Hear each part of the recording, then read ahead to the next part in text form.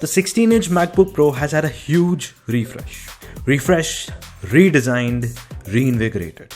Everything from the design to the display to the internals has seen a massive change.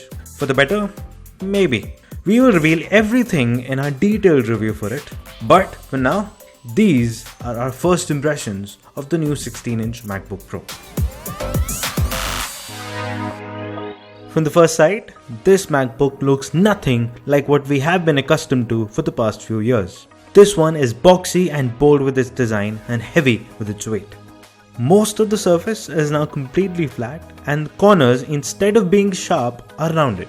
The display lid is much thicker. Another big change on the outer casing, the ports. After making us live the dongle life, Apple has finally added more ports to the MacBook. Namely, an HDMI 2.0 port, a MagSafe port for charging, and the beloved SD card slot. The USB-C ports are all high-speed Thunderbolt 4 ports with speeds going up to 40 Gbps. Opening up the laptop, the new display and keyboard greet us. The bezels are much thinner than before, which was a much needed upgrade. The notch can appear as an eyesore, but given time, you stop noticing it. In the end, it was still necessary, as now we get a much improved 1080p webcam. The display still is an IPS LCD display, but the backlight has changed entirely. There are thousands of mini LEDs behind the display providing much better control and 1000 nits of brightness. This enables high dynamic range output, which means much deeper blacks, much brighter and detailed highlights. And all of the HDR richness is seen in the resolution of 3456 by 2234. Watching HDR 4K content has been an absolute treat so far on this display.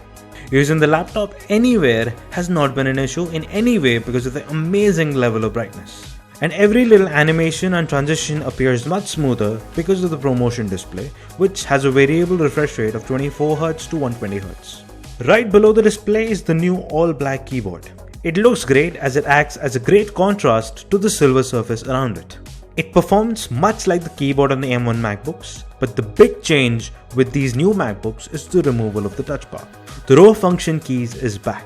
While we did feel better about the advantages of having keys to increase or decrease the volume, the varying options and shortcuts offered on the touch bar will be missed. The new Touch ID button seems a tad bit faster than before. The trackpad is massive and exactly the same as before. The speakers on each side of the keyboard perform extremely well. The clarity, volume, sound and bass are better than any other laptop we have reviewed so far. The MacBook Pro we have comes with the M1 Max processor with the 32-core GPU, 10-core CPU and 64GB of RAM. The performance in the 2 days we used it has been stellar for average tasks as expected. As for the battery life, we can't say much, but we can confirm the fast charging claims of the laptop going from 0% to 50% in 30 minutes being true. Stay tuned for the full review, as in the coming days we will be stress testing everything from the performance to the battery to the ports to provide a comprehensive review of this comprehensive refresh of the MacBook Pro.